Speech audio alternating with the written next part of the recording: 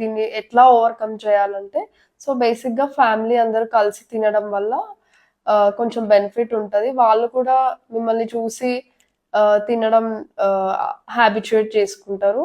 So parents కూడా తినే టైంలో ఫోన్ వాడటం అలా చేయకుండా ఉంటే బెటర్గా ఉంటుంది. సో ఇంకొకటి ఏంటంటే వాళ్ళకి టైం ఇవ్వండి. ఈ ఫిక్స్డ్ టైంలో అయిపోగొట్టాలి అనేది పెట్టొద్దు.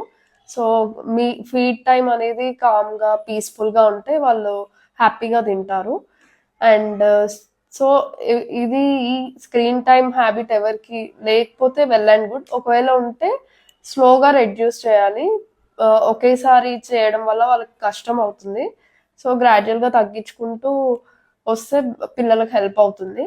అండ్ ఇది ఫీడింగ్ అనేది అదేదో రొటీన్ లాగా కష్టమైన పని లాగా చేయొద్దు పిల్లలకి. ఇదొక ఈ టైంలో వాళ్ళకి మంచి అంటే కాన్వర్జేషన్స్ వల్ల వాళ్ళకి డెవలప్మెంట్ అనేది బాగుంటుంది ఎమోషనల్గా.